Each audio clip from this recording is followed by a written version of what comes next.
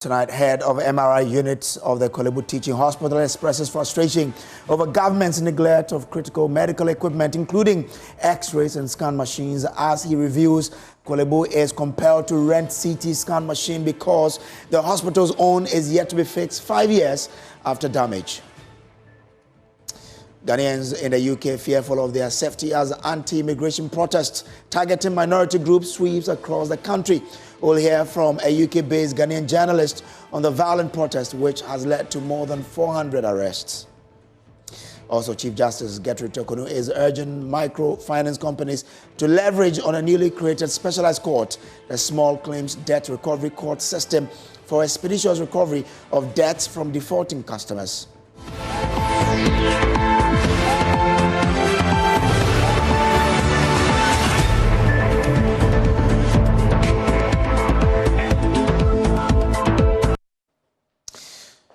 Head of the MRI unit of the Korle Bu Teaching Hospital, Dr. Edward Ayem, has expressed frustration over government's neglect of critical medical equipment at the Korle Bu Teaching Hospital.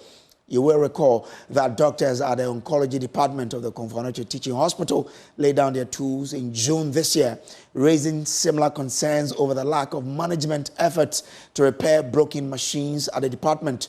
Speaking on the Pulse on Monday, head of the MRI unit of Korle Bu says the situation is not different at the MRI unit of the hospital, which is forced to rent a private CT scan because the hospital's own, which broke down 5 years ago, is yet to get fixed. It's struggling. The hospital is struggling. I can tell you that in Korle Bu Teaching Hospital, we have, and I am a radiographer, okay, and I'm in the head of MRI in Korle Bu. Now, we have a CT scanner, a 640 slice CT scanner. There are 3 in Africa, and Ghana has 1. This machine in Korle Bu has been down over 5 years. 5 years? Over 5 years. The MRI scanner? The CT scanner. The CT scanner we have currently in Korle Bu does not belong to Korle Bu. It's for a private individual. It's a PPP that is in Korle Bu that we are using. Korle Bu does not have its own CT scan. And yours broke down 5 years ago? 5 years ago.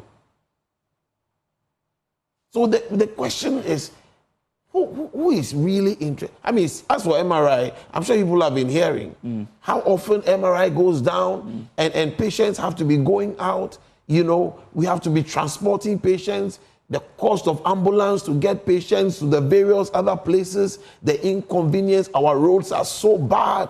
So a patient is in ICU, needs a scan because our machines and all are not being catered to properly. They have to be carried all the way to a particular place and brought back. You can imagine what our patients are going through. What did management tell you about that machine that has broken down for 5 years? Because we don't have a voice there. It is a difficulty. I can tell you that at one meeting, the director of medical affairs came to hear from me. And I've never been, to any of the meetings. That the MRI, for instance, which people had informed him to be scrapped, didn't need to be scrapped. I mean, and when I spoke about it, he got to understand that he'd not been getting that information. Okay, he'd not been getting, but other people are speaking on an issue that I am on top of, and I've not been speaking about.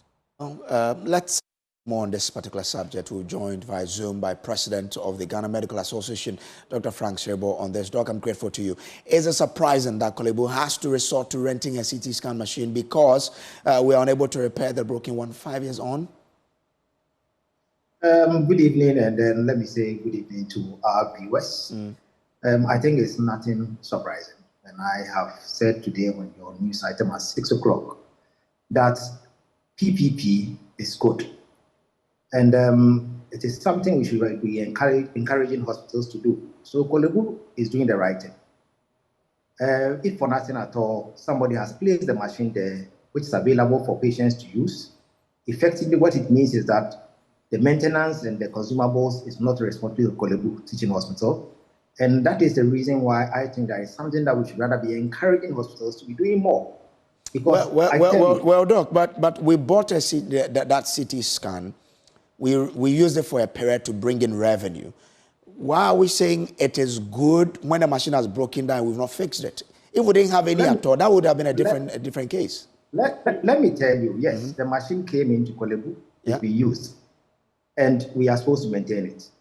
Sometimes the cost of maintenance is even huge than even buying a new machine. And I'm sure you can attest to that. That there are certain times that machines break down and then the cost of maintenance is so huge. But the issue is that when the Kolebu generates income, any other hospital generates any income at all, the income does not sit there in silos. So you can't say that this income is from ultrasound scan, this income is from this. So it doesn't sit in silos. It comes together as income for the hospital. And the hospital will use the income based on its exigencies and what it deems necessary at any point in time. So by the time the machine probably even breaks down, the issue is that there may not be enough funds to be able to fix it because the funds would have been used for something else. But let me ask you, why is it that in the public space, that is where we have frequent breakdown of these machines? Have we asked that question? But when you bring somebody who is a private person into this same space, the machines don't break down as they used to. So for me, the whole world is moving towards placement. So essentially, for every hospital that is worth a salt, what you seek to do is placement. Let somebody come place these expensive machines there, run them, and at least you charge the person for the rent, and it's accessible to the patient. You can always have an arrangement whereby the cost per patient is arranged so that the patients are not charged beyond the normal charges that probably if you have your normal machine, you'll be charged. So we should not be saying that because somebody wants to manage something, it's by all means we should get that thing into the system. Let me ask you, who needs these CT scan results more than the doctor who takes care of the patient? Who needs them more than the doctor who takes care of the patient? Because if I am a doctor and I need an ultrasound scan, I need a CT scan, I know why I need it. And I know that if I get the CT scan results, it is going to help me manage my patient better. So it's not about managing the machine per se. But doesn't it bring into the question, because you alluded to it earlier, that we should ask ourselves why machines in the public space keeps breaking down. But doesn't it bring in the question that these machines are run down mainly to favor the businesses of the people who are manning these hospitals? So who run down these machines? The people who work in the hospitals. Exactly. So the same people now shouting that they don't have the machines and they are talking and saying because they don't have a voice and that a PPP arrangement has been made and so they don't understand. I think that we should rather be encouraging more PPP. Okay. And in my facility, I've indicated that I have a lab. However, the labs that I find not being done frequently and patients may have to travel all the way from Bekwai to Kumasi, I have some lab in there so that they can help these patients. I'll be very happy if anybody should place a CT scan in my hospital as a form of PPP. And even in private facilities, people are doing placements.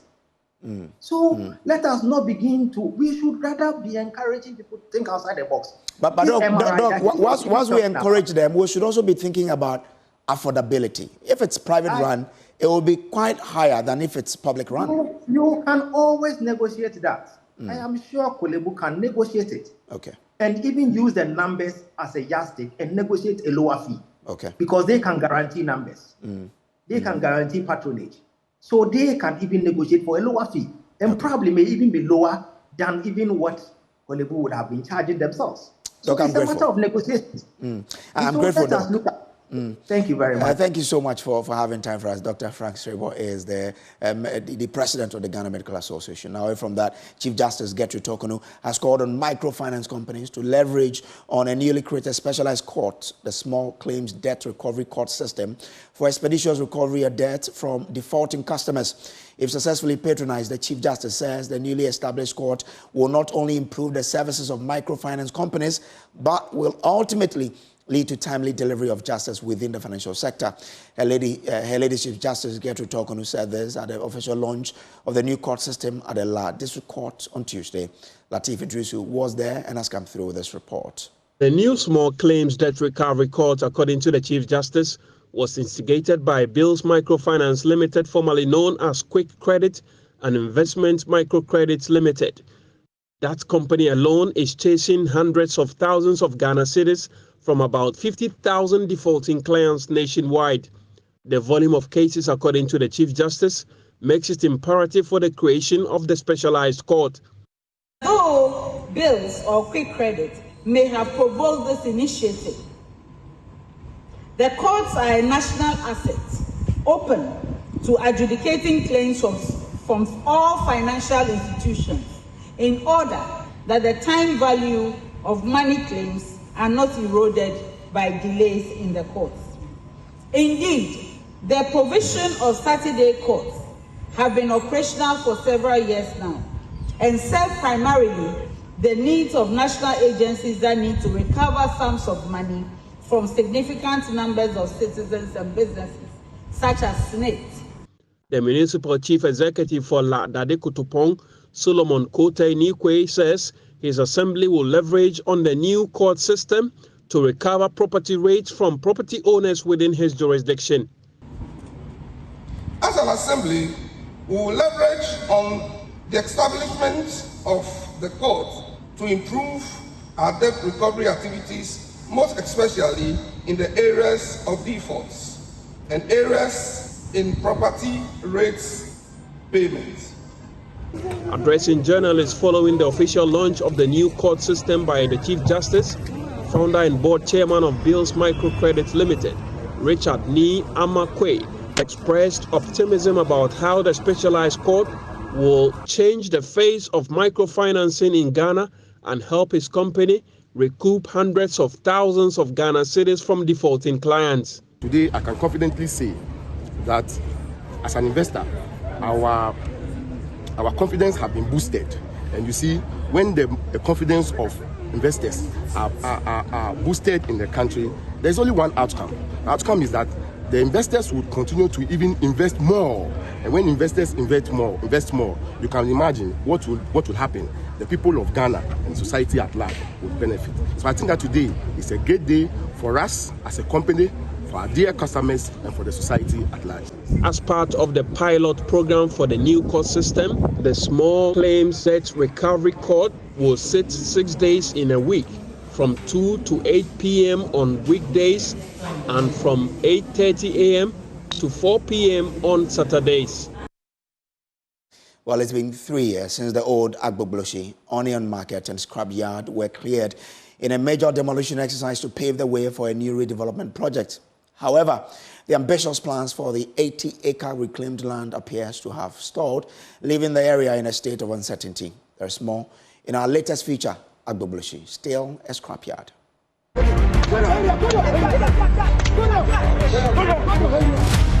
The old Agbogbloshie Onion Market and Scrapyard, once a bustling hub of activity, now lies in ruins.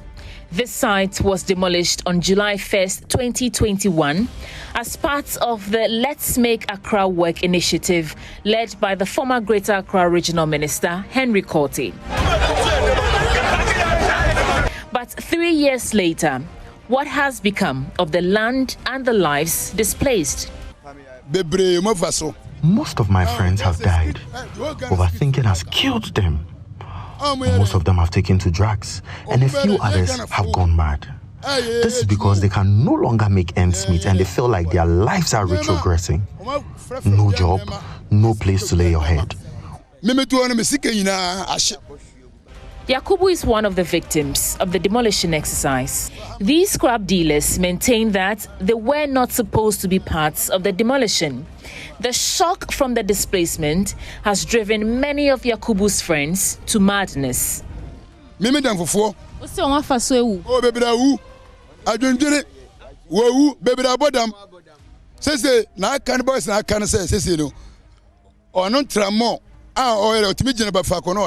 Because only baby aboko and a toilet and a wawa. Now this place has been turned into a refuse dump, a toilet for the community and breeding grounds for snake and other reptiles.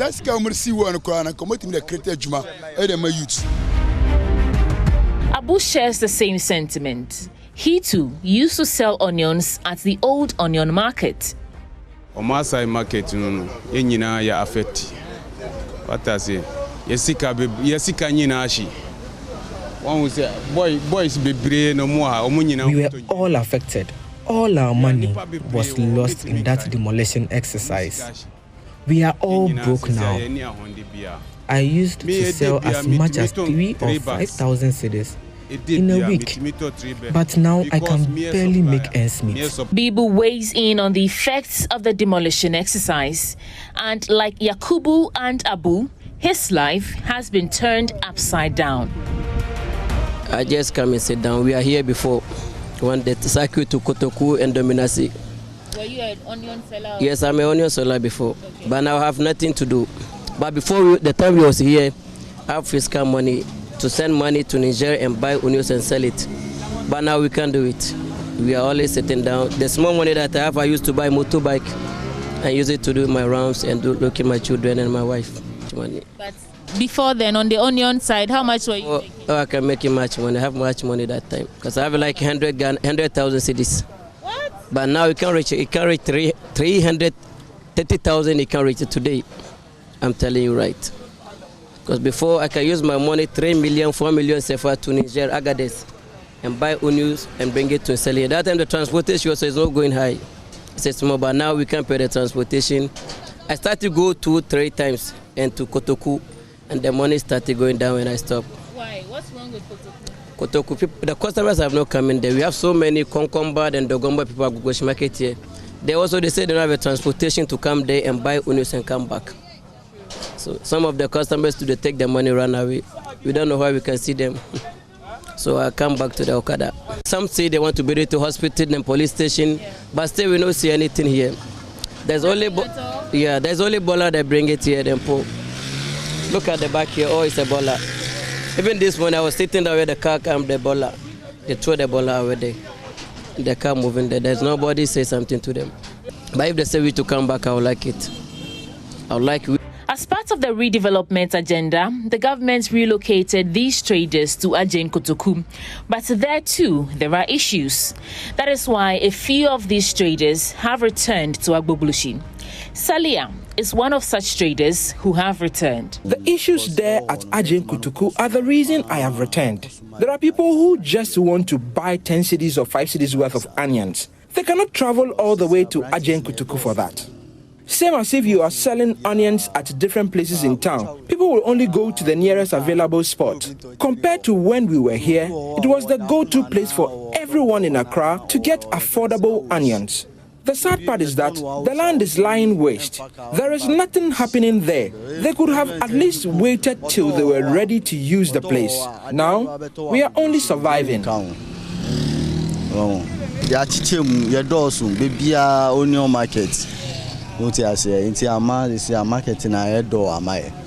scrap dealers still maintain that they were not pre-informed of the demolition exercise, as they were the most affected victims. Most of them were moved to Ajen Kotoku and Dominase, where they've been over the years, but some have found a different location for their trade, right here in Agbogbloshie. Before Henry Korti took them away, the scrap dealers were protesting that they were not properly informed for them to follow the onion sellers to Ajen Kotoku and all that. So we have plans to come back. First of all, I need to engage these scrap dealers and let them know that where they are operating from is not the best. It is a typical eyesore. So when I come in, engage you and let you know that you were asked to move to Ajen Kotoku, and the fact that you have come back, it means that you want to be lawless. I'll do that sensitization and let you understand that the way you are going, it is not the right way to go. So when I'm coming the next time, I'll come with force. The land was cleared, the people were pushed out, but Accra is still not working. So was this a wild goose chase? This is still the JoyNews Prime. We'll take a quick break here. I'll be back with more. Please do stay.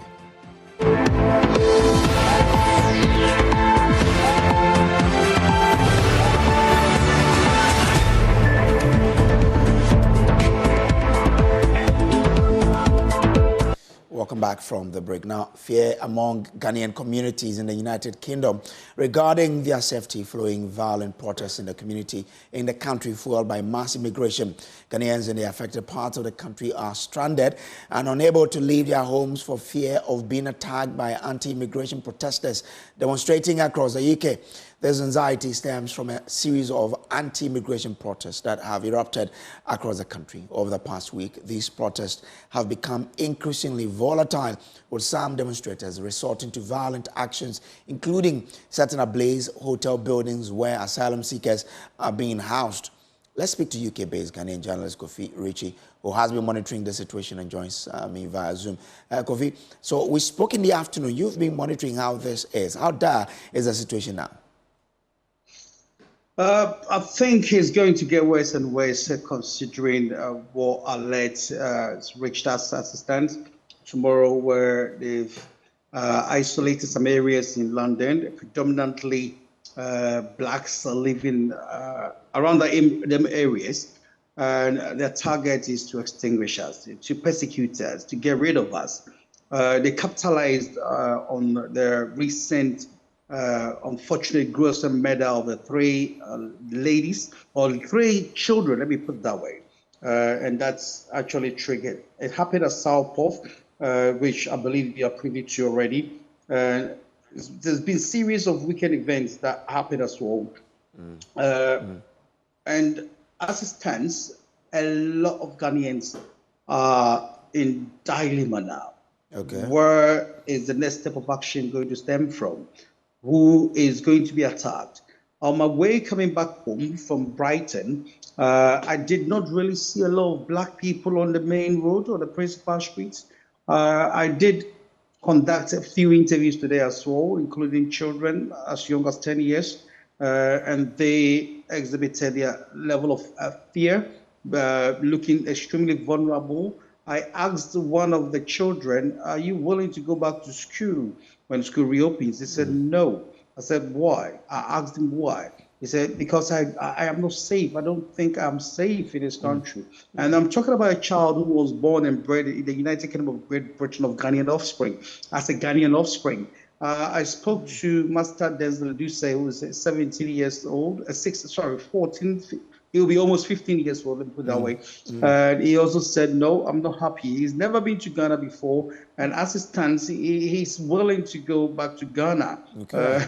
Really? For peculiar reasons based on what is happening in this country. The Prime Minister is going to involve all the security hierarchy, the personnel. And he's going to organize that Cobra meeting, which obviously gets called when the need arises in the event of emergency situation that's getting out of hands. As it stands, it's getting out of hands, considering how many arrests have been, how many structures, how many buildings being destroyed by the far-right organizations. Okay. Unfortunately, sorry, come in. No, so I mean, during the day when we were speaking, the notice was that they were going to come to London and other parts of the country. The security services had spoken that they won't allow certain things to happen. My question is, how are the Ghanaian communities receiving this? Has the defense or the security personnel or the security authorities in the country really deployed personnel to safeguard the street of London and other parts of the country? I've seen some few police personnel on the beats, but the police, as I said during the course of your program, they've assured us, yeah, they will be acting. But it looks to me, it appears to me that it's going to be much more of a proactive activity, rather than a reactive activity, rather than a proactive activity. Okay. It looks like every single attack has been spontaneous. You never know where it's coming from. Where I live in New Addington, if I show you my surround, as you can see, it's predominantly white people living here. We have few black people living here, and that tells you that you never know. In the event that they will love to attack us, because that is their passion, that is what they believe in. Yes, of course, we respect them. But by the time the police react to that, I think things would have gotten out of hands. Okay. I did not really see a lot of police personnel on the principal streets, the highway, and I drove all the way from Brighton to southern parts of London. I saw few black people around, as I said. The few courageous ones are willing to go out, and a lot of people have also mobilized, the men, the black boys, they have mobilized themselves, and it looks like they are eager and they are desperate, they are waiting for something to happen so that they can also rebut. So that is my fear, that is my concern. But as I said, now the Prime Minister, upon the Cobra meeting that's going to be held at 10 Downing Street, he is going to give us that kind of high level of assurance, that high level of confidence, because the soldiers are also going to assist and galvanize the police force on the beat. Kofi. All right, Kofi, I'm grateful to you for the updates that you're giving. Be on the beat so that whatever happens, we can also then update our viewers and listeners all across the globe. Grateful there. Now let's do election headquarters. That is brought to you by Petrosol, your clean fuel in full quantity, and the Chartered Institute of Management Accountants, SIMA, the American Institute of Certified Public Accountant, together as the Association of International Certified Professional Accountant, also by the Chop Boss Technologies, a convenient service, and Youth Bridge Foundation, bridging the gap for positive youth development. Well, the National Road Safety Authority says the phenomenon of increased road fatalities is a worrying trend noticed during election year. Though the number of crashes has reduced, people dying in road accidents shot up by 151 deaths in the first half of the year, an increase of close to 14%. That is an average of 7 people dying per day in Ghana due to road accidents. Head of Regulation, Inspection and Compliance at the National Road Safety Authority, Kwame Kodua-Epiahene, has raised concerns over law enforcement and low police visibility on roads. Until January 2024, there's been a steady reduction on all the indicators. But somehow, at the turn of 2024, there's an upset in some of the areas. Ashanti in particular. In fact, Ashanti is overtaking Greater Accra and Eastern as the region with most fatalities. That wasn't the case in the last year's projection, and even the year before. So we are trying to understand what exactly the issues are.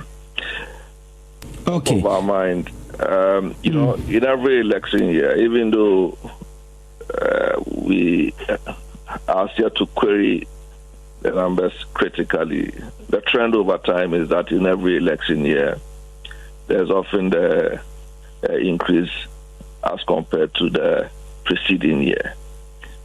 We are unable to say that there are politically related crashes or politically related activities or political activities that may have given rise to these numbers. But in Ashanti in particular, I think there's a concern to do with enforcement. You don't see as much visibility of the police when it comes to retail enforcement.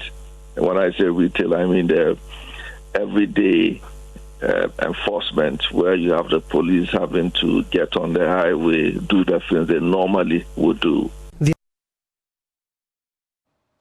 Now, the Efia constituency in the Western region is gearing up for what promises to be a decisive moment in the upcoming 2024 general elections. Isaac Yeboah, the New Patriotic Party's parliamentary candidate, has made a bold pledge to turn Efia into a stronghold for the party.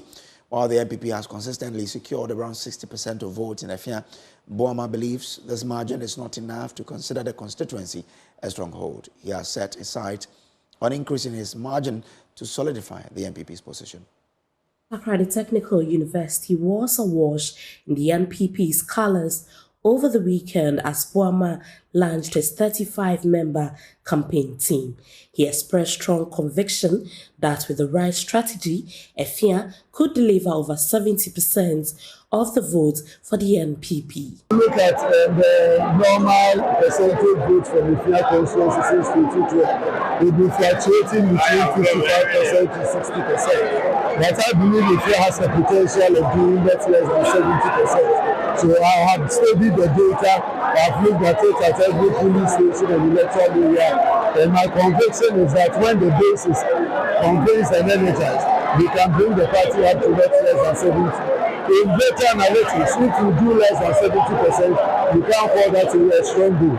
It is my hope that we make a strong goal of the NPP come 2024 in June. I've been speaking to a few people from day one. I've shared my vision with them. I've told them what I've done, right from job creation to creating opportunities, the leadership quality I bring on the table, and being down to earth to listen to them and give them direction.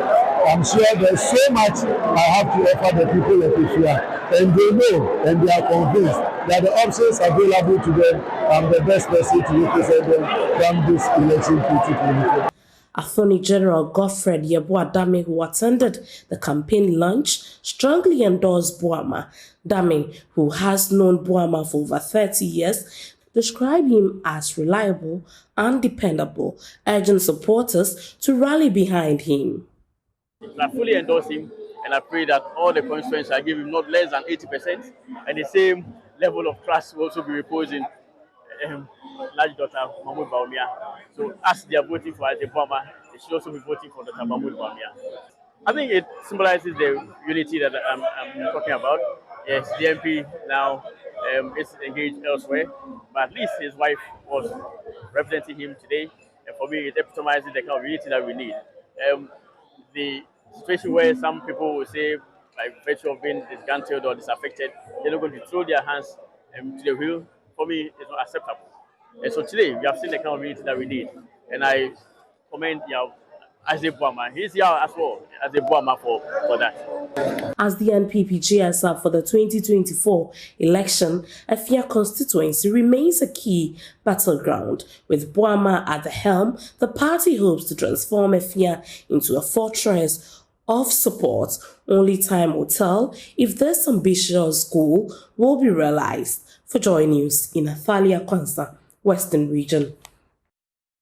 Or to Upper West now, where the branch of the United Caddis Front, UCF, has jumped to the defense of Speaker of Parliament for walking out the session. We also Member of Parliament, Dr. Kwekwe Afriye, the session. We also legislator, was walked out by Parliament for what the Speaker deemed as disrespectful comment at a press conference in Yeboah addressed by former Ghana ambassador to Mali, Ambassador Mahmoud Khalid. They stated that Speaker Barbing did not wrong and wouldn't apologize for his actions. JoyNews Upper West regional correspondent Rafiq Salam reports from Yeboah. Speaker of Parliament Albanson Manakinsport Barbing a couple of weeks ago ordered the marshal in Parliament to walk out the Member of Parliament for Sefiwiaso, Dr. Kwekwe Afriye, for disrespectful comments. That fatwa by the Speaker ruffled some feathers at the home constituency of Dr. Kwekwe Afriye. Some residents poured into the streets and demanded an unconditional apology within a week, threatening to take further action if their demands are not met. The Upper West branch of the United Caddis Front, UCF, at a press conference addressed by former Ghana's ambassador to the Republic of Mali, Ambassador Mahmoud Khalid, says Speaker Alban Barbing did no wrong and wouldn't apologize. That the right honorable Speaker is well imbued with parliamentary practice and will do nothing untoward in his sphere of duty. He acted within parliamentary rules and cannot be faulted for his action on that day in Parliament. Ladies and gentlemen, we, the United Caddis Front of the Upper West region, are solidly in support of the Right Honourable Speaker in his bid to bring sanity and respect to the Parliament of the Republic of Ghana. They described the threat by the Sefiwiaso residents as empty and wouldn't sit down on concern for them to run the Speaker down due to their parochial interest. We will not take it kindly for any person or group of persons who, for parochial political interests, seek to malign the Speaker. The United Caddis Front of Upper West region are emphatic about the Right Honourable Speaker not owing anybody or group of persons inequality. The threats from the Sefiwase constituency are empty threats and will be countered if any such attempt is made.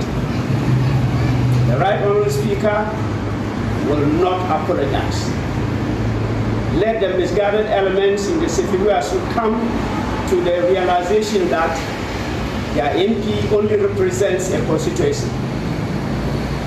The important personality they are ignorantly threatening is a national figure, and they should not attempt. The Upper West branch of the UCF also used the opportunity to swear young Caddis into their fold. Reporting for JoyNews, Rafik Salam.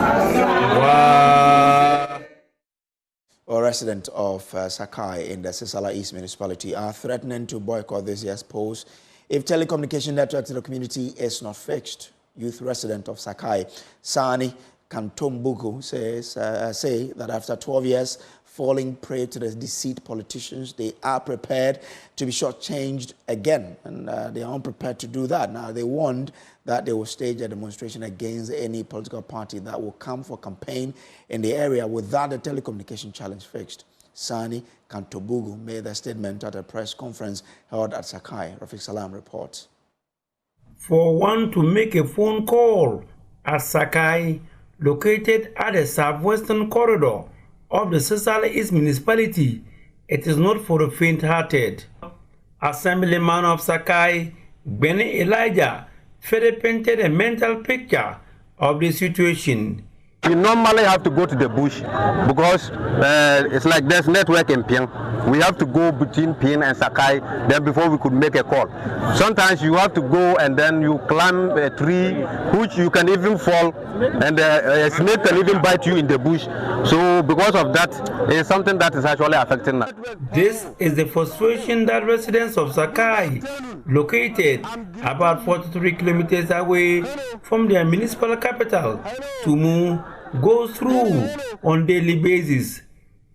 Mind you, it is not a movie, it is real, as lack of telecommunication network is drawing back the development of the area.